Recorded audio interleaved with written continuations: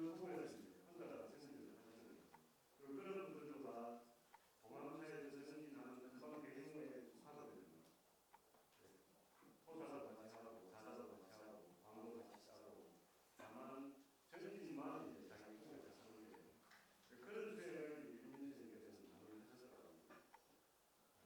그래서 그 공부가 그 선방에 그냥 많이 지시고들더라도 그런 공부가 있지 않을까 이런 생각입니다.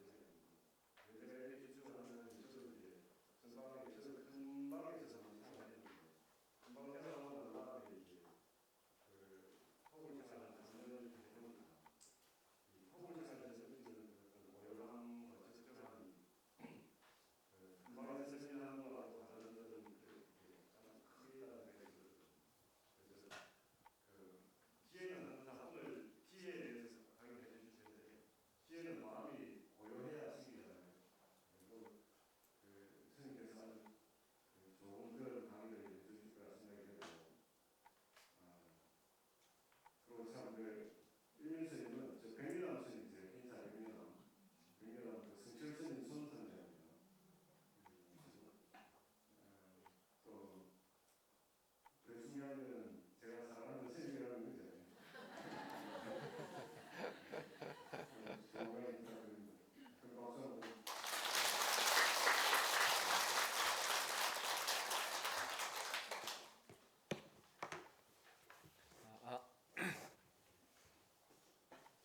이걸 켜야 되나요?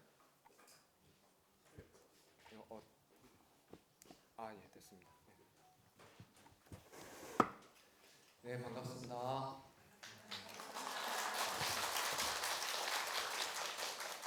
박전 스님께서 너무 소개를 잘 해주셔가지고 너무 과찬의 말씀 많이 해주셔가지고요. 네, 뭐 그 정도까지 공부를 많이 하지 못했는데 좀 부끄럽고요. 그 각전 스님하고는 방금 이제 그 소개시켜 주셨듯이 이제 출가 전부터 이제 아주 이제 오랜 인연으로 같이 이제 불교를 공부를 해오고 이제 있는 그런 아주 깊은 인연인데 어떻게 또 각전 스님께서 여기 불교대학을 맡으신 인연으로 또 이렇게 좋은 강당에 와서 또 수업을 하게 됩니다. 제가 이제까지 수업을 해본 강당 중에서는 제일 좋은 강당인 것 같습니다. 그리고 이제 말씀을 듣기로 각전 스님께서 이제 여기 불교대학을 맡으신 이후로 이 불교대학생들도 많이 늘고 그 열의가 뭐 하늘을 찌른다고 이제 그런 소문이 지금 많이 들려서 참 고무적인 일이다 이제 그렇게 생각을 하고 있습니다. 그래서 이제 오늘 이제 그 공부하게 될 주제가 이제 반야신경인데요. 그 반야신경은 이미 이제 그 많은 스님들이 또 강의를 많이 하셨고 또 우리가 거의 매일같이 독송을 하죠. 그래서 너무나 잘 알고 있는 경전인데 괜히 이제 또 제가 여기에다 사족을 이제 붙이는 것 같아서 좀 조심스럽기도 하지만 이제 또 여러분들께서 이제 이제까지 공부하셨던 부분하고 조금 어떤 다른 관점도 있을 수도 있고 하니까 그런 부분들을 중심으로 해서 이제 오늘 좀 살펴보려고 합니다.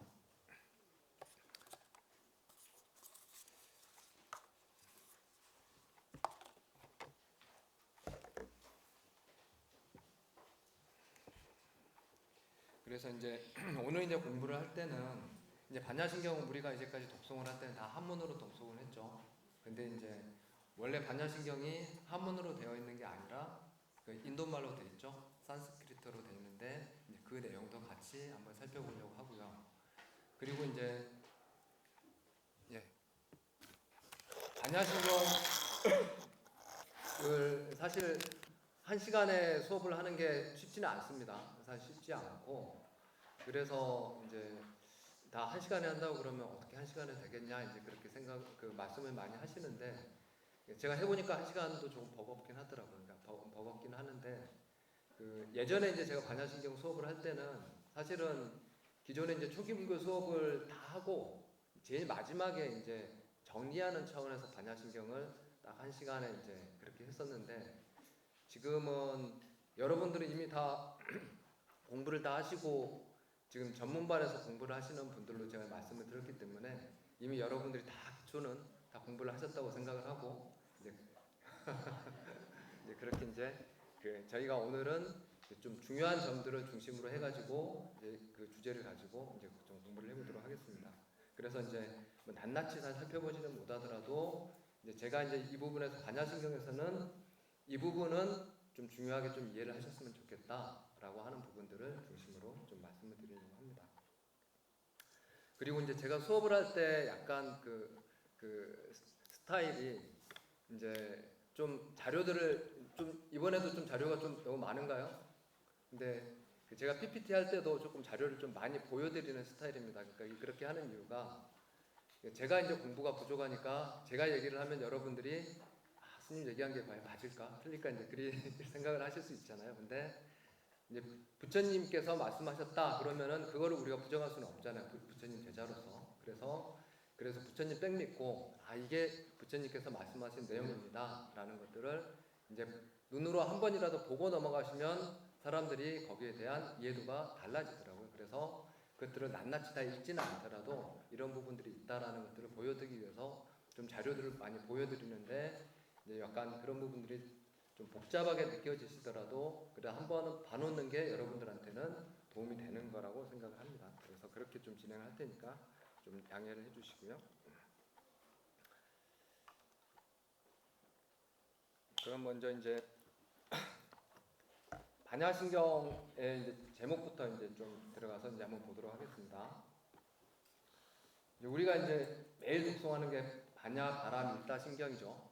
반야바라밀다신경인데 이거는 이제 한문으로 되는 거고 인도 산스크리트어로 얘기를 하면 프라지냐 빠라미타 흐르다야 수트라라는 게 인도 산스크리트어 반야신경의 원래 제목입니다. 그래서 프라지냐라고 하면은 뿌라라는 것은 수승한, 탁월한, 훌륭한 이제 그런 뜻입니다. 그리고 드냐라고 하는 것은 알미란 뜻입니다. 지를 그래서 수승한 알물 뿌라지냐라고 얘기를 합니다. 그래서 우리말로 그냥 뿌라지냐를 번역을 할 때는 뭐라고 그냥 번역을 하죠? 지혜라고 번역을 하죠. 근데 뿌라지냐를 지혜라고 번역을 하는데 산스크리트하고 빨리어는 일종의 산스크리트의 사투리라고 보시면 됩니다. 근데 인도 초기 경전들은 빨리어로 되어 있죠. 뿌라지냐의 빨리어는 빤냐죠. 빤냐. 그래서 빤냐를 중국어로 했을 때 반야가 됩니다. 그래서 뿌라지냐가 반야가 되는 거죠. 그래서 이 뿌라지냐가 반야 이제의 의미인데 그 다음에 빠라미따라고 되어 있죠. 빠라미따라는 뜻은 완성을 의미를 합니다. 완성. 그래서 우리가 바라밀 그런 얘기 많이 하죠. 바라밀이라고 얘기를 할 때 우리가 제일 많이 아는 게 육바라밀, 또 십바라밀 그렇게 있죠. 육바라밀은 보시, 지계, 인욕, 정진, 선정, 반야. 그렇죠. 그리고 그 다음에 십바라밀은 뭐죠? 방편, 월, 역, 지 이제 이렇게 돼 있는 게 10가지 이제 바람이라고 얘기를 하는데 그 대승 십바람이라고 그 저기 테라바다 십바람이 또 다릅니다. 달라서 이제 우리 대승 십바람일에서는 보시지계, 인욕, 정진, 선정, 반야 그렇게 돼 있는데 이제 그 테라바다 십바람 그 십바람일, 육바람일에서는 선정이 빠져요. 보시지계, 지혜, 출리, 인욕, 정진 그렇게 됩니다. 그리고 이제 진실, 그 다음에 진실, 결정, 자애, 평화 이제 이렇게 이제 바라밀의 내용이 조금 다르긴 하지만 기본적으로 닦아야 될 어떤 그 수행의 동목들은 맥락들은 이제 비슷하고요. 그래서 나중에 우리가 안욕부다나 삼맥삼불이 붓다가 되기 위해서 붓다의 어떤 구경의 깨달음을 얻기 위해서는 이 바라밀을 모두 다 닦아야 되죠. 모두 다 닦아야 되는데 그 모든 여러 가지 바라밀 중에서 어떤 바라밀이다? 뿌라지냐 바라밀이다. 그러니까 반야 바라밀에 대한 내용이고 그리고 흐르다야라고 되어 있죠. 흐르다야는 뭐냐면 심장을 얘기를 합니다. 심장. 근데 우리 몸에서 심장은 어떤 역할을 하죠? 심장이 안 뛰면 어때요? 바로 죽죠. 그만큼 흐르다야라는 얘기는 뭐냐면 심장은 뭐를 얘기를 하냐면 핵심을 얘기를 합니다. 그래서 모든 바라밀 중에서 최상의 바라밀인 반야 바라밀의 그 중에서도 반야바라밀도 설명을 하려면 굉장히 많은데 핵심만 딱 얘기한 수트라 경전이다라는 게 반야바라밀입니다. 자, 그래서 이제 그 반야바라밀의 핵심에 대해서 이제 우리가 이제 공부하는 이제 경전이 이제 반야신경인데, 자, 그러면 이제 아까 반야가 뭐라고 했죠? 반야는 최고의 최고의 지식이라고 얘기를 했죠. 자, 최고의 지식이 뭐죠? 우리가 세간에서 얘기할 때는 진리를 최고의 암이라고 얘기를 하죠. 그럼 진리는 뭐죠? 바로 나와 세상에 대한 온전한 지식, 그릇되지 않고 변하지 않는 참된 이치를 진리라고 얘기를 하죠. 그래서 이런 나와 세상에 대한 참된 이치를 궁극의 완성으로 닦아나가는 것을 반야바라밀이라고 얘기를 합니다. 근데 이제 이 반야에는 우리가 세 가지 종류로 구분을 합니다. 이제 우리가 교리적으로 일반적으로 얘기를 할 때 세 가지로 얘기를 합니다. 그래서 이제 세 가지 단계가 뭐가 있냐면 이제 숫다마야 빠냐, 찐따마야 빠냐, 그리고 바와나 마야 빠냐, 이 세 가지로 이제 구분을 합니다. 이제 그게 뭐냐면 숫다라는 거는 들은 것입니다. 들어가지고 마야는 이제 마이도 이제 들은 것으로부터 생겨난 지혜라는 뜻입니다. 그러니까 들어서 생긴 지혜. 우리말로 그러니까 그 한문으로 번역을 하면 여러분들이 한번 들어보셨을 겁니다. 문해라고 들어보셨죠? 들어서 생긴 지혜를 숫다마야 빠냐라고 하고, 찐따마야 빠냐. 찐따마야는 들은 것들을 가지고 우리가 깊이 사유해서 얻은 지혜를 찐따마야 빠냐. 그러니까 사유를 통한 지혜, 사예라고 얘기를 합니다. 그리고 마지막으로 바와나 마야 빠냐, 수행을 통한 지혜를 수혜라고 얘기를 합니다. 그래서 이게 이제 단계적으로 또 혹은 또 동시에 이루어지는데, 이런 지혜가 이렇게 이제 구분이 되는데, 이 지혜들 가운데서 제일 수승한 지혜, 제일 훌륭한 지혜가 뭐겠어요? 마지막 수행을 통한 지혜죠.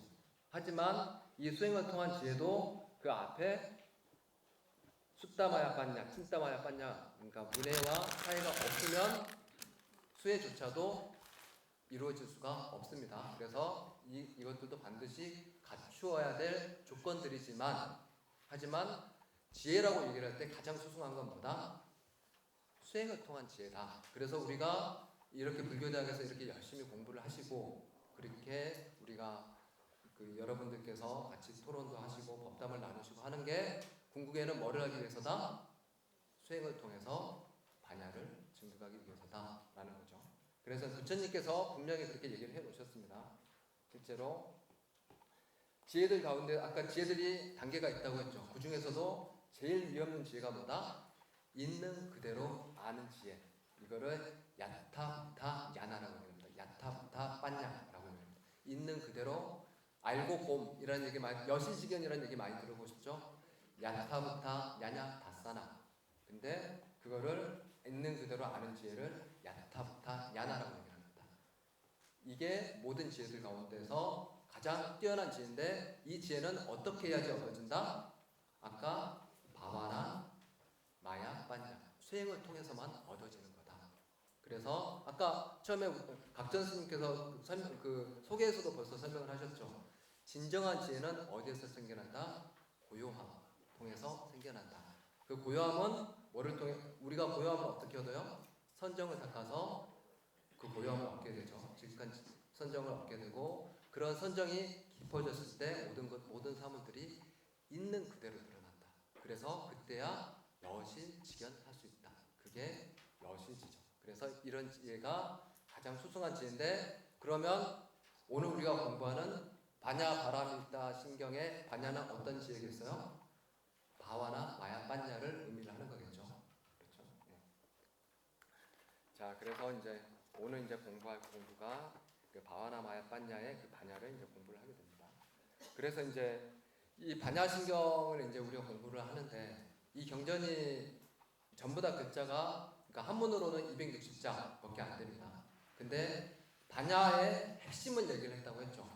그러니까 이게 쉽지가 않겠죠. 제일 그 불교에서 제일 그 고귀한 가치인 지혜를 얘기를 하고 그 지혜에서도 핵심을 얘기를 하니까 쉽지가 않겠죠. 쉽지가 그 내용 자체도 쉽지가 않고 또 하나 이제 반야신경은 또 어떤 부분이 있냐면 이게 그러니까 아까 오늘은 이제 제가 이 부분에 대해서도 조금 더 이제 여러분들이 그러니까 좀 이해를 하고 가시면 하는 그런 부분이 있는데, 그러니까 이 부분은 그러니까 그 교리 자체도 어렵기도 하지만, 그러니까 그 반야경은 어때요? 우리가 보통 얘기할 때 경전을 나누는데 초기 경전, 대승 경전 그렇게 나누죠.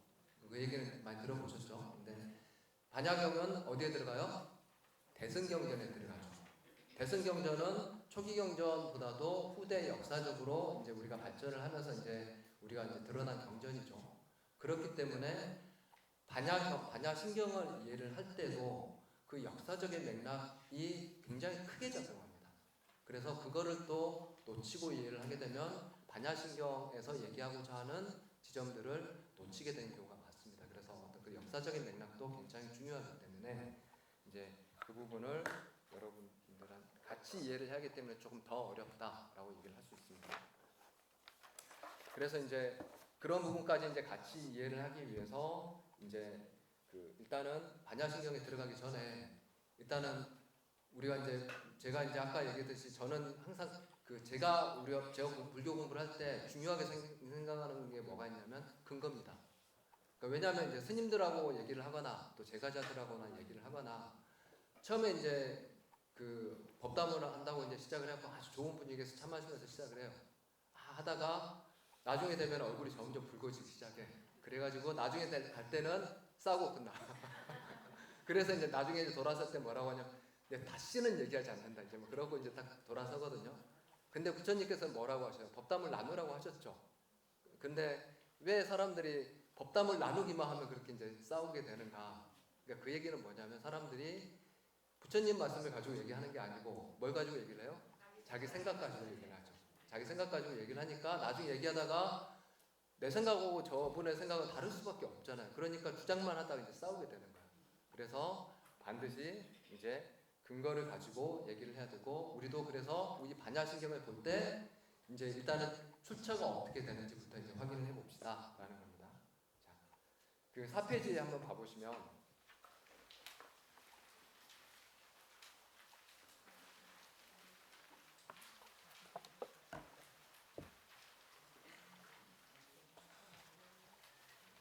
지금 이제 아까 반야신경이 원래 말은 뭘로 되어 있다고 그랬죠? 인도말로 되어 있다고 그랬죠? 인도말로 되어 있는데 인도말을 한문으로 번역하는데 한문으로 번역하는 사람이 여러분이면 그 번역본도 여러 개겠죠. 그렇죠? 그래서 번역본이 사실은 한 7가지 정도가 있습니다. 7가지 정도가 있는데 우리가 지금 독송하는 반야신경은 누가 번역하신 거냐면 현장 스님이 번역하신 겁니다.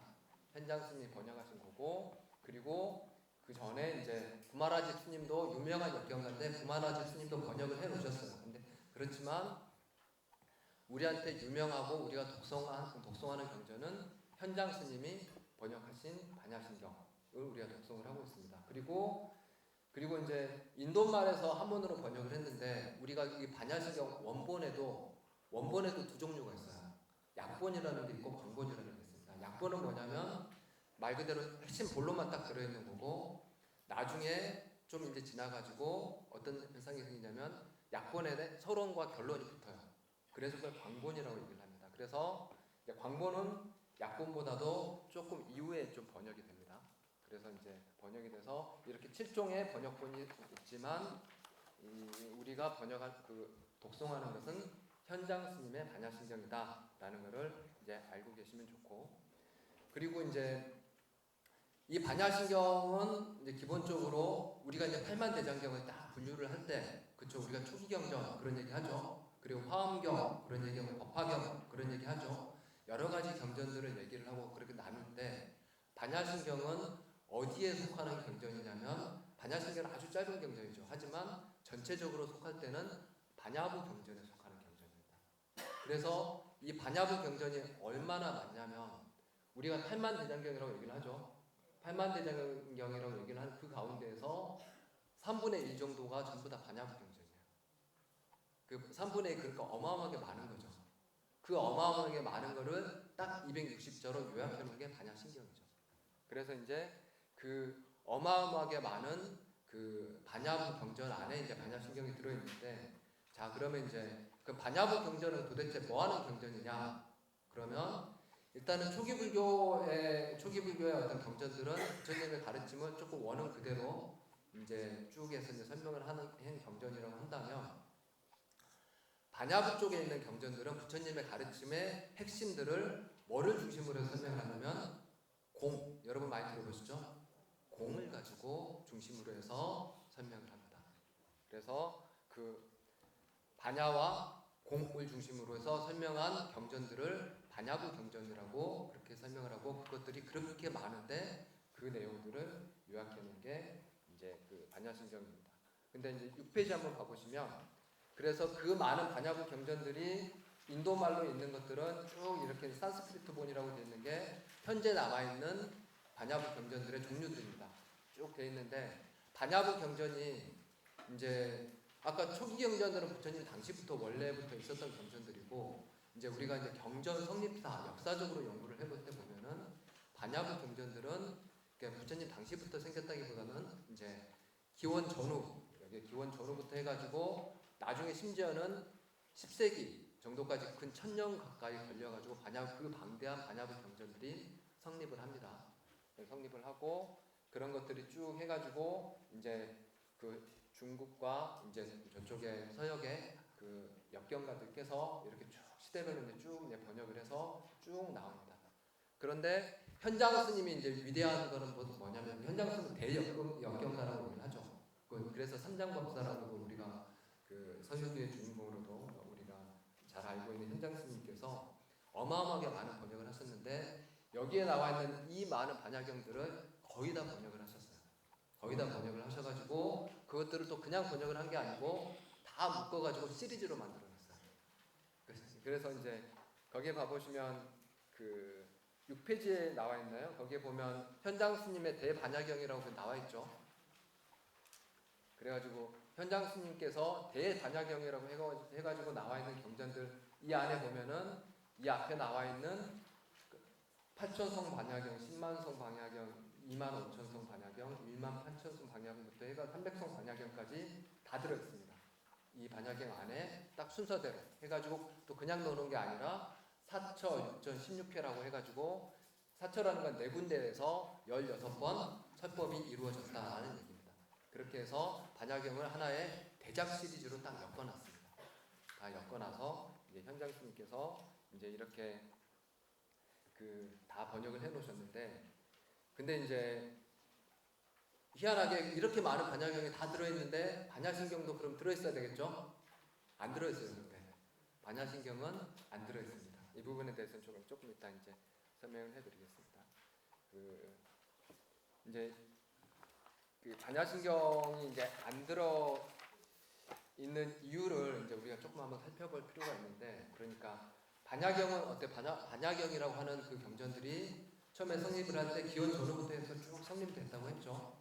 근데 여기에 보면은 그 소품 반야경부터 내품 반야경까지 해가지고 쭉 대반야경 안에 다 돼 있는데, 반야신경은 여기에 또 안 들어있어요. 이게 안 들어있고, 또 이제 특이한 점이 뭐냐면, 우리가 이제 그 나중에 이제 반야신경 우리가 매일 독송을 하니까 이미 다 알고 있으니까 미리 말씀을 드리면, 반야신경 독송할 때 제일 마지막에 뭘로 끝나요? 아제 바라제 바라승아제 모지사바라고 주문으로 딱 끝나죠. 딱 끝나는데, 이 아까 그 수많은 반야경, 그 팔만대장경을 차지하는 반야부 경전이 안에 주문으로 끝나는 경전은 없습니다. 희한하죠. 그렇죠? 그래서 오로지 반야신경에만 아제 바라제 바라승아제 모지사바라는 주문이 들어있어요. 그렇죠? 시기적으로도 어때요? 반야신경들은 굉장히 초창기에 그 다른 반야부 경전들 초창기부터 번역이 되죠. 근데 반야신경은 언제쯤이 돼가지고 번역을 해요? 아까 한 400년 경 이후가 돼야지 반야신경이 이제 번역되기 이제 시작을 합니다. 그래서 이 이제 여러 가지 이제 형태들을 가지고 이제 보면은, 아까 반야신경에만 들어있는 게 주문이죠. 아제아제 바라아제 바라승아제 모지사바라는 주문이 들어있는데 이런 주문이 유행했던 불교가 있죠. 주문이 이제 많이 생겼던 불교가 있죠. 그게 어떤 불교죠? 나중에 인도 불교가 처음부터 초기 불교부터 해가지고 쭉 이제 문화적으로 이제 발전을 할 때, 사상적으로 발전할 때 제일 마지막에 나온 불교를 뭐라고 하죠? 밀교라고 얘기를 하죠. 밀교. 밀교에서 제일 많이 그 특징적인 형태가 뭐예요? 거기는 항상 주문을 중심으로 해가지고 어떤 사상과 교리의 내용들을 나중에 집약을 하죠. 그래서 이 나중에 그래서 이 반야신경의 내용을 보면 아마도 밀교의 영향을 굉장히 많이 받았을 것이다라는 것들을 우리가 이해를 할 수 있습니다. 그렇죠? 그렇겠죠. 이제 추정을 할 수 있는 겁니다. 이런 부분들은 이제 100% 확정적으로 얘기할 수 있는 것들은 인문학에는 없어요. 역사학도 마찬가지입니다. 100% 확정적이지는 않지만 굉장한 개연성이 높다라고 이제 그렇게 시기적으로나 또 근거적으로나 그렇게 볼 수 있고, 또 이제 그렇게 추정할 수 있는 것 중에 가장 또 이제 중요한 근거 중에 하나가 뭐냐면 아제아제 바라아제 바라승아제 모지사바라는 주문이 그러면 도대체 어디에서 나왔느냐라고 얘기를 했을 때 아까 다른 데서 경전에서는 없다고 했잖아요. 없는데 그 밀교에도 이제 아까 밀교 쪽에 주문을 많이 한다고 했으니까 밀교에도 두 가지 종류가 있습니다. 밀교에도 이제 여러분이 뭐 들어보셨을지 뭐 태장계 밀교가 있고 금강계 밀교가 있습니다. 그래서 두 개는 유파가 조금 달라요. 그래서 태장계 쪽에서 생각하는 우주 법계의 어떤 그림들을 이제 우리 그 밀교 쪽에서 우주 법계를 우리가 그림으로 형상화한 것을 만다라라고 얘기를 하죠. 그래서 태장계 쪽의 만다라하고 금강계 쪽의 만다라하고 반다라가 달라요. 그래서 이제 밀교 수행하시는 분들은 그렇게 다 만다를 정성스럽게 만들어 가지고 나중에 다 흩어버리죠. 이제 그런 수행도 하고 하시는데, 그러면 이 아제아제 바라아제 바라승아제는 어디에서 나온 거냐면 거기에 제가 그 그림 들어있는 거 있죠. 그 만다라 그림 들어있죠. 그게 태장계 만다라입니다. 태장계 만다라에서 지명원에 계시는 반야보살의 주문이 아자아제 바라아제 바라승아제 모지사바입니다. 그래가지고 그러면 이 아자아제 바라아제 바라승아제 모지사바 이 경전은 실제로 경전에는 안 들어있고, 이 주문 내용이 경전에는 안 들어있고, 그 당시에 이제 한 6세기경에 아지구다라는 그 스님께서 그 당시에 유행하던 다란이를 쫙 모아놓은 경전을 다란이 집경이라고 했어요. 그 안에 그 아제아제 바라아제 바라승아제 모지사바라고 이제 들어있는데 그게 반야보살의 주문이다라고 이제 들어있습니다. 근데 그 반야보살이 어디에 계시느냐? 밀교 태장계 만다라에서 이쪽에 지명원에 계시는 보살님이 반야보살입니다.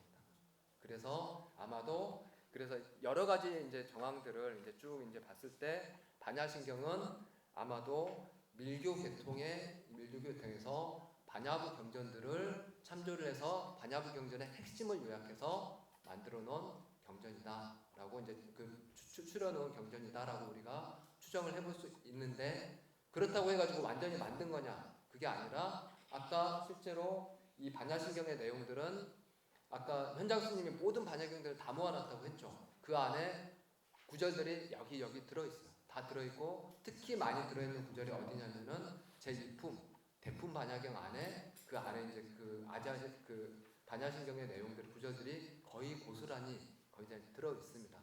그렇기 때문에 반야부경은 이제 그런 반야부의 대품 반야경을 중심으로 해가지고 그 반야경의 내용을 핵심적으로 요약을 해놨다라고 이제 볼 수 있고, 또 하나 이제 방금 이제 그 반야신경은 아까 밀교의 영향을 조금 받았다고 했죠. 그렇기 때문에 우리가 이제 반야신경 제일 처음에 들어갈 때 어떻게 들어가죠? 아까 우리는 제일 마지막에 제일 처음에는 뭘로 들어가죠? 관자재 보살이 행심 그렇게 딱 나오죠. 그래서 관자재 보살님께서라고 딱 시작을 하는데, 그 아까 반야신경의 내용이 다 전부 다 대품 반야경에도 다 들어있다고 했죠. 반야경에 들어있는데 거기에서는 이 내용들을 관자재 보살이 얘기하신 게 아닙니다. 거기서 누가 설법을 하시냐면 서가모니 부처님께서 설법하시는 걸로 나와요. 서가모니 부처님께서 혹은 또 사리부께서 이제 그렇게 우리가 어떤 부분에서는 제석천왕이 그 얘기를 듣는 그런 얘기들로 나오지 거기에는 관자재 보살이라는 표현이 나오지 않아요.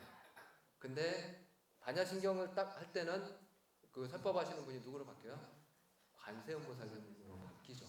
네, 그래서 이 부분도 특히 밀교에서 관세음보살님과 타라보살 이런 분들이 굉장히 이제 중요한 보살님으로 더 추앙되게 되죠. 이런 부분도 이제 나중에 밀교의 영향을 우리가 생각해 볼 수 있다라고 이제 볼 수 있습니다. 그래서 이제 여러 면에서 우리가 이제 그 반야신경이 어떤 형태로 해서 반야부 경전에서 이제 성립이 됐는가를 일단은 먼저 추천을 한거 이제 살펴봤고요. 이제 본격적으로 이제 반야신경 이제 공부로 이제 들어가 보도록 하겠습니다. 자, 이제 우리가 이제 경전을 이제 공부를 할 때는 우리가 이제 강원에서 이제 딱 우리가 이제 치문, 사집, 사교, 대교 이제 그러거든요. 그래갖고 치문, 사집 다음에 사교부터는 이제 경반이라고 얘기를 합니다. 그때부터는 이 경전을 공부를 하는 이제 반 3학년부터는 경전을 공부를 한다고 해가지고 경반이라고 하는데 이제 수업 시간에 딱 들어가면 이제 강사 스님이 제일 먼저 하는 게 있어요. 이제 과판 친다고 얘기를 합니다. 과판 친다. 그게 뭐냐면은 전체 경전들을 이제 우리가 쭉 보면 이제 그 내용들이 너무 많으니까 이해가 안 되잖아요. 그러니까 우리가 뭐 국어 공부할 때 항상 뭐를 해요? 문단 나누기 하죠. 그거를 이제 그냥 과판 친다라고 얘기를 합니다.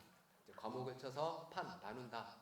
과판 친다라고 얘기를 하는데 그래서 이제 이 반야신경도 우리가 이제 들어갈 때 일단 먼저 과판을 치고 들어가겠습니다. 과판을 치고 딱 들어가 보면 이렇게 크게 4가지 부분으로 단락이 지어진다라고 이제 이해를 하시면 됩니다. 그래서 제일 처음에 이 부분이라는 부분은 이제 반야신경의 딱 뜻을 세우는 곳입니다. 그래서 이 부분이 반야신경이 반야부의 핵심을 얘기를 한다고 했죠. 근데 그 핵심 가운데서도 핵심을 딱 한마디로 해놓은 게 이 부분입니다. 딱 정리해놓은 거.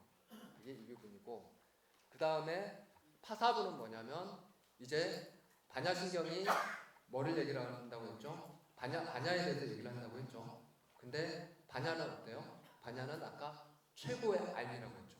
최고의 지라고 얘기를 했죠. 최고의 지에 반대되는 말은 뭐예요? 잘못된 견해죠. 잘못된 견해들을 깨부셔야지 바른 지혜가 드러나겠죠. 그래서 이 파사본에서는 잘못된 견해들을 깨부수는 그런 구절들입니다. 그런 것들이 이제 쭉 해서 이제 설명이 되어 있고 그리고 거기에 이제 오온 계공부터 해가지고 이제 육불, 이제 무, 쭉 이건 나중에 이제 우리가 살펴보도록 하겠습니다. 이 내용들을. 그래서 이 쭉 그 중간에 나와 있는 쭉 내용들은 우리가 바른 견해를 세우기 위해서 우리가 공을 어떻게 바라봐야 되고 일체를 어떻게 바라봐야 되는지에 대해서 잘못된 견해들을 깨뜨리고 바른 견해를 세우는 과정으로 되어 있습니다. 그리고 마지막에 그 세 번째로 공능분. 공능은 이제 쉽게 얘기를 하면 공덕입니다. 이러한 바른 견해를 세우고 바른 지혜를 얻어가지고 우리에게 어떤 공덕을 얻게 되는가라는 것에 대해서 설명을 하는 게 공능분입니다. 그리고 마지막에 총결분. 마지막을 아까 밀교계통에서는 항상 마지막에 뭘로 마무리가 된다고요? 주문으로 마무리가 되죠. 그래서 최종적으로 딱 이렇게 아제아제 바라아제 바라승아제라는 주문으로 이제 마무리를 하는 총결분으로 이제 구성이 되어 있습니다. 자, 그래서 이제 이렇게 해서 이제 반야신경 이제 과판을 쳤으니까 이제 본론으로 좀 들어가 보도록 하겠습니다.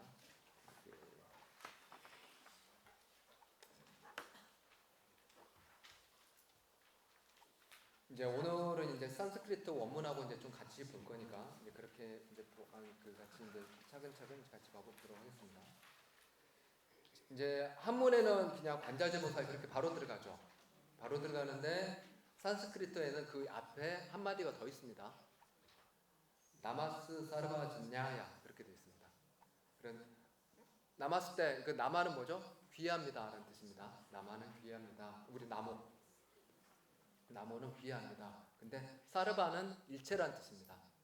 아까 진화는 뭐였죠? 알미라고 그랬죠. 일체를 아시는 분, 일체 지자에게 귀합니다라는 예경문으로 시작을 합니다. 산스크리트 원문에서는 그렇게 예경문이 들어있는데 한문에서는 따로 이제 번역을 하지 않았습니다. 그 다음에 이제 그 관자재보살이 이 부분이죠. 이제 여기가 아까 중요한 것 중에 제일 중요한 거라고 얘기를 했죠. 근데 그 내용이 이제 뭔가 보십시다. 관자재보살이 행심반야바람을 따시 조겨놓은 개공도 일체고해라고 되어 있죠. 그래서 이제 그 산스크리트로 보면은 아리아발로키 테시바로 보디사트보 감비라양 브라즈나 파라미타양 짜리양 짜라마노 그리고 보야발로카야티 스마라고 되어 있습니다. 아리아발로키 테시바로가 관자재보살의 한문의 그 인도말이 뭐냐면 아발로키테시바라입니다. 아발로키테시바라, 그 아발로키테시바라라는 이름도 많이 들어보셨죠? 그게 관세음보살입니다. 근데 인도말로는 아발로키테시바라인데, 근데 그거를 이제 관세음보살이라고도 하고 관자재보살이라고도 하죠. 어떤 게 맞아요? 둘 다 맞습니다. 그러니까 아발로키따라는 거는 세상을 굽어본다라는 뜻입니다. 근데 이제 그거를 그 뒤에 붙일 때 이슈바라로 붙이면은 관자재보살이 되는 거고, 스바라로 보면은 그게 소리라는 뜻이거든요. 그러니까 그러면 관세음보살이 됩니다. 그렇게 해서 이제 두 가지 다 의미로 우리가 다 사용을 하는데, 여기에서는 관자재보살로 이제 현장 스님은 이제 번역을 하셨습니다. 그런데 이제 앞에 아리아는 성스러운이라는 뜻인데 그거는 빼셨죠. 그러니까 원래는 성관자재보살이 이제 그렇게 성스러운 관자재보살이 이렇게 해서 이제 들어갑니다. 이제 관세음보살님에 대해서는 이제 뭐 따로 이제 파트를 따로 뽑아서 이제 설명을 해야 되니까 이 부분은 이제 그냥 넘어가도록 하고요. 그 다음에 이제 감비라양이라는 것은 이제 깊은이라는 뜻입니다. 감비라양, 깊은. 뿌라지냐 빠라미따가 바냐바라밀이라고 했죠. 깊은 바냐, 신바냐바람이 있다가 깊은 바냐바람이 있다를 짜리양 짜라마노가 이제 실천을 행할 때라는 뜻입니다. 행할 때 부야벌로 까야띠 스마 이렇게 비추어 보았다라는 뜻입니다. 이게 조견입니다. 비추어 보았다. 근데 어떻게 비추어 보았느냐? 반짜 스칸다. 반짜는 다섯이라는 뜻이고 스칸다는 무더기. 그래서 오온이라는 뜻입니다. 오온이 다섯 가지 무더기라는 뜻이죠. 반짜 스칸다, 땅짜 그것들이 또한 스바와 순양 자성이 공하다고 빠시아티스마 보았다, 꿰뚫어 보았다 라고 되어 있는 게 산스크리터 원문입니다. 이 부분은 이제 특히 중요하기 때문에 원문을 좀 자세히 이제 한번 좀 봐봤는데요. 자, 한문 번역으로 봤을 때 좀 약간 특이한 게 있습니다. 그쵸? 이거는 조금 약간 특이한 게 있죠. 한문 번역하고 산스크리트하고 조금 다른 게 있죠. 뭐가 달라요? 이게 있어야 되는데 없죠. 도일체고에 이 없죠. 그쵸? 산스크리트는 없죠. 그러니까 산스크리트에는 도일체고에게 해당하는 부분이 없습니다. 그러니까 아마도 이 부분에 대해서는 현장 스님이 덧붙였을까? 아니면 현장 스님이 번역하셨던 반야신경 판본에는 도일체고액이라는 부분이 있었을 수도 있겠죠. 그래서 아마 있었을 수도 있는데 지금 우리가 보고 있는 판본에는 도일체고액이라는 부분이 없습니다. 근데 그 도일체고액이라는 부분이 들어가면 이 문구가 훨씬 더 완전해지고 훨씬 더 또 아름다운 문구가 되기 때문에 없어서 붙였다고 하더라도 현장 스님께서 잘 붙이셨다라고 생각을 합니다. 그죠? 대역경각께서 그냥 하셨겠습니까? 그러니까 다 이유가 있어서 그래야 하셨겠지. 이제 그렇게 생각을 하고, 그 다음에 이제 또 중요한 게 또 하나 이제 차이가 있는 게 뭐냐면 오온 개공이라고 돼 있는데 오온 개공이라고 돼 있죠. 한문에는. 근데 아까 우리가 봤을 때 산스크리트는 뭐라고 그랬죠? 스바와는 뭐냐? 스바와라는 뜻이 굉장히 중요한 뜻입니다. 이건 아시는 게 좋은데 스바와라는 얘기는 뭐냐면 자성이라는 뜻입니다. 자성. 우리의 그러니까 그 우리가 이제 불교에서 자성이라는 표현을 쓸 때는 또 여러 가지 맥락에서 쓰기는 하지만 특히 이제 그 부파불교나 그 이후의 시대에서도 자성이라는 용어를 쓸 때는 무슨 의미냐면 고유 성질을 가진 것. 아주 그것만은 다른 거하고는 다른 구별되는 특별한 성질을 가진 것을 자성이라고 얘기합니다. 그래서 근데 그 자성이 순양. 순양이 뭐냐면 순야가 공이라는 뜻입니다. 공하다. 그래서 오온의 자성이 공하다. 그래서 한문으로 원래 번역을 하면 뭐가 돼야 되죠? 오온 자성 개공. 이제 그렇게 돼야 됩니다. 이제 그렇게 됐는데 여기에서는 그 내용이 다 들어있다고 하고 이제 그 현장 스님께서는 이제 그 오온 개공이라고 이제 얘기를 이제 번역을 해놓으셨습니다. 자, 그래서 이제 이 구절이 이제 특히 중요하기 때문에 이 구절에 관해서는 조금 더 이제 자세히 이제 그 살펴보고 이제 그 지나가도록 하겠습니다. 왜냐하면 이 구절을 이해하면 나머지는 다 이해됩니다. 다 이해되는 경전이라서. 그래서 이제 제가 이제 아까 반야신경을 이해를 할 때 일단은 두 가지 관점으로 이제 제가 그 이해를 해야 되기 때문에 어렵다라고 이제 말씀드렸는데 일단은 제가 그 반야신경은 기본적으로 제가 초기 경전의 어떤 내용들을 충분히 다 이해한 다음에 그 다음에 마지막에 또 이해를 그 제가 수업을 했다고 말씀드렸던 것처럼 그 내용들을 충분히 이해를 해야지 이 부분들이 이해가 되기 때문에 어렵기도 하고요. 또 그 다음에 아까 대승의 맥락들을 좀 이해를 해야 된다고 했죠. 그래서 두 가지 방향으로 해가지고 좀 설명을 드리겠습니다. 자, 그래서 이제 일단은 그 첫 번째로 초기 불교적인 관점에서 먼저 이해를 좀 하고 나서 그 다음에 대승적인 관점에 대해서 말씀을 드리면 초기 불교 쪽에서는 기본적으로 여러분들이 이제 다 그 이전에 이제 그 수업 시간에 다 공부를 하셨겠지만 초기 불교는 부처님의 가르침을 딱 뭐를 가지고 요약을 해가지고 전체적으로 설명을 하죠. 전체적으로 사성제를 가지고 설명을 하죠. 사성제 8정도를 가지고 설명을 하죠. 근데 그 사성제는 결국에는 뭐에 관한 문제예요? 사성제는 다 뭐예요? 고성제, 고집성제, 고묘성제, 고묘도성제죠. 그렇죠? 전부 다 뭐에 관한 문제예요? 고에 관한 문제죠. 괴로움과 행복에 관한 문제입니다. 그래서 부처님의 가르침은 비단 초기 불교뿐만이 아니고 나중에 대승불교까지 와서도 전부 다 뭐에 관한 것들이 중심이다? 괴로움과 행복에 관한 것들이 중심이다. 그리고 부처님의 초기 불교에서는 뭐를 가지고 얘기를 해요? 그거를 사성제로 조직화해서 설명을 하고 괴로움의 문제를 푸는데 중점을 가지고 법문을 하시는데 그리고 괴로움의 원인이 뭔지에 대해서 설명을 하시고 그 괴로움을 없애기 위해서는 어떻게 해야 된다? 수행을 해야 되는데 어떤 수행을 해야 된다? 8정도를 닦아야 된다. 그리고 8정도는 개정의 사막이고 사마타 윗바사나를 닦아야 된다. 그렇게 얘기를 하시죠. 그렇게 해서 8정도와 개정의 사막과 사마타 윗바사나를 닦아서 결국에 모든 괴로움의 원인이 되는 뭐를 버려야 된다? 가래와 집착을 버리고 그 다음에 그런 것들을 온전히 버리게 되면 우리가 이제까지 탐욕과 무지로 덮여있던 세상들이 밝게 드러나서 아까 뭐라고 그랬죠? 야타타 야냐다스나 있는 그대로 알고 보게 된다. 그런 지혜가 드러난다. 그걸 뭐라고 했죠? 바와나 마야 빤냐 최상의 지혜가 드러나게 된다라고 얘기를 하는 게 초기 불교의 내용입니다. 그래서 우리가 그 바와나 마야 빤냐로 있는 그대로 뭐를 봐야 돼요?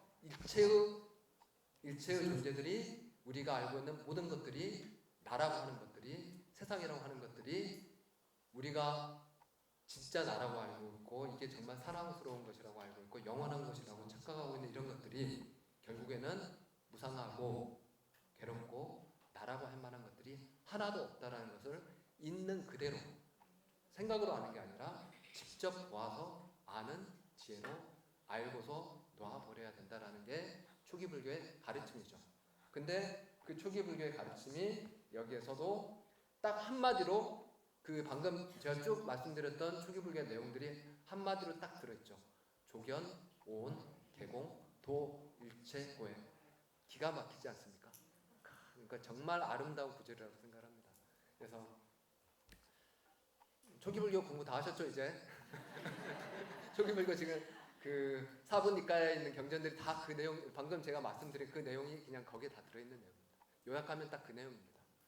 그리고 그 내용을 또 한마디로 딱 뽑아서 얘기를 하면 조견오온 개공 도 일체고해이다 라고 얘기할 수 있는 게 이제 그 부처님의 이제 가르침인데 이제 초기 불교 그래서 이제 제가 아까 초기 불교적인 관점에서 제가 이제 말씀을 드린다고 했는데 초기 불교에는 공이란 말을 그렇게 잘 쓰지 않아요. 잘 쓰지 많이 안 나옵니다. 공이라는 말이 많이 안 나오고 공이라는 말이 또 맥락이 좀 다르게 나옵니다. 그러니까 지금 우리가 얘기하는 것처럼 그 반야경에서 얘기하는 공이라는 의미로도 쓰이기도 하지만 공이라는 말들이 나올 때는 주로 이제 어떤 또 맥락에서 많이 나오냐면 어떤 대상이 없다, 비어 있다, 텅 비어 있다, 아니면 내 마음에 번뇌가 비어 있다라는 그런 맥락 어떤 그런 표현으로도 많이 나오고 누가 자리에 없다라고 할 때도 공이라고 쓰기도 하고요. 그러니까 여기처럼 일체가 공하다라는 그리고 어떤 본질의 속성이 공하다라고 할 때도 쓰이기도 합니다. 그리고 공삼매처럼 우리의 어떤 공의 우리 그 깨달음의 본체 그리고 열반의 본체로 들어갈 때 그 삼매도 공삼매라는 표현도 쓰기도 하고 그러니까 아주 다양한 맥락에서 이제 그 초기 불교에서는 많이 나오는데 반야부 경전에서 강조하는 어떤 공의 어떤 그 용어의 맥락에서 그렇게 많이 쓰이지는 않습니다. 하지만 몇 군데 경전들에서는 이렇게 초기 불교에도 그렇게 공의 내용들이 이제 나오기 때문에 그 내용을 가지고 우리가 한번 쭉 봐보도록 하겠습니다. 제가 그 자료집에 그 공안세상 경험은 제가 아마 넣어놨을 겁니다. 그렇죠? 공안세상이라고 합니다. 도대체 왜 공하다고 합니까? 라고 하니까 자아나 자아에 속하는 것이 공하기 때문에 공안세상이다라고 얘기를 한다 라고 얘기를 할 때 그러면 무엇이 자아나 자아에 속하는 것입니까? 라고 얘기를 할 때 여기에서는 뭐를 얘기를 하죠? 눈, 형색, 접촉, 느낌 이런 것들 그리고 이런 것들이 전부 다 공하다 아르마리 다시 말해서 12처 18개를 얘기를 했지만 다른 구절에서는 우리가 자아, 나다라고 얘기하는 것들은 가장 대표적으로는 뭐를 얘기를 하죠? 아까 얘기했던 오온이 뭐죠? 색, 수, 상, 행식 색은 뭐죠? 물질이죠. 수, 상, 행식은 느낌과 인상과 상카라, 행성과 아르마리 그러니까 쉽게 얘기를 하면 물질과 정신 이게 오온입니다. 그것들을 또 풀어서 우리가 접촉의 차원에서 얘기할 때는 12처라고 얘기를 하고 그리고 우리가 분별, 인식의 차원에서 얘기를 할 때는 18개라고 표현을 해서 각각 법문의 맥락에 따라서 5온, 12처, 18개를 다르게 풀어서 쓰시지만 그 근원은 모두 나와 나에 속하는 것에 대해서 설명을 한 것들입니다. 그래서 이런 것들이 모두 공하기 때문에 공하다라고 얘기를 하시고 또 이러한 왜 공하다라고 얘기를 하시냐면 이런 것들이 아까 공이라는 건 뭐였죠? 텅 비어있고 그 실체가 없다는 걸 얘기했죠. 실체가 없다는 얘기는 뭐냐면 그 우리가 진실하고 진리고 그런 것들은 실체가 없거나 텅 비어있을 수가 없겠죠. 그런 것들은 우리가 진리라고 그럴까 우리가 참된 이치 진리라고 얘기할 때는 그건 변하지 않아야 되고 영원해야 되고 그런 것들이 본질적이어야 되고 하는 것들을 우리가 진리라고 얘기를 하죠. 그런데 그렇지 않은 것들은 어때요? 무상하죠.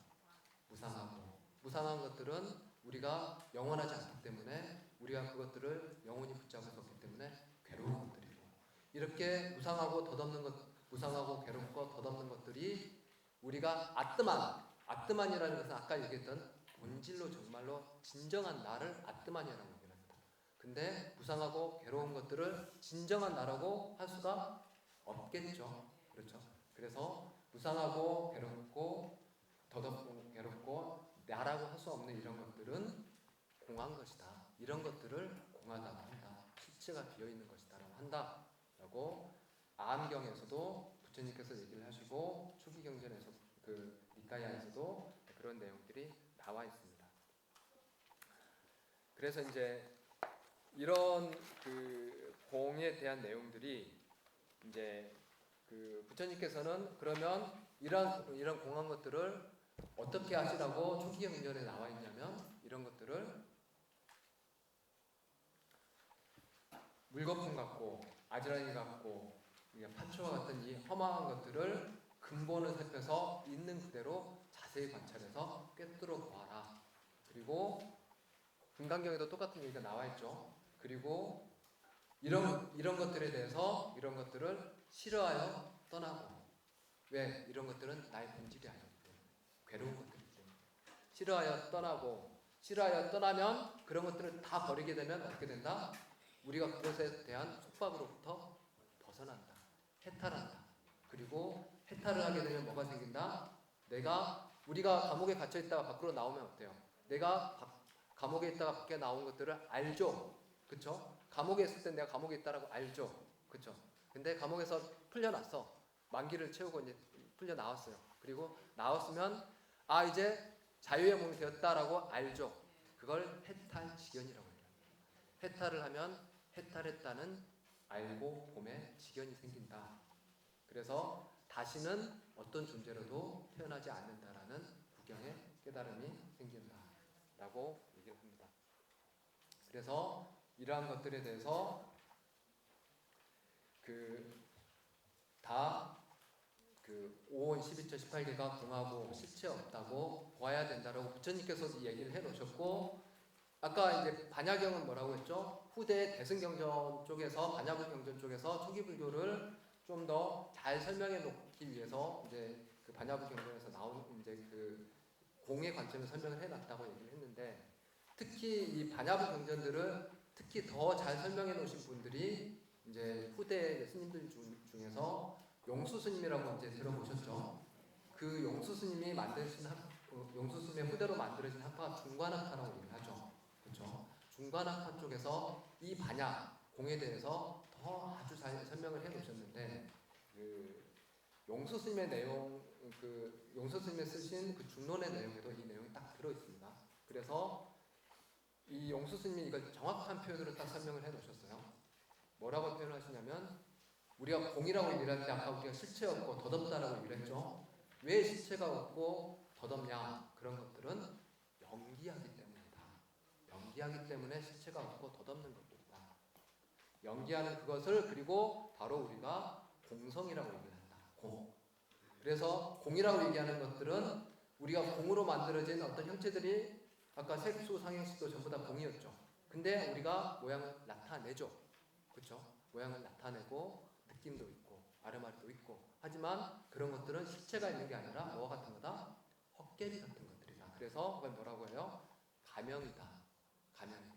그리고 가짜로 있는 거기 때문에 그렇다고 있는 것도 아니고 없는 것도 아니죠. 그렇죠? 그래서 그걸 뭐라고 해요?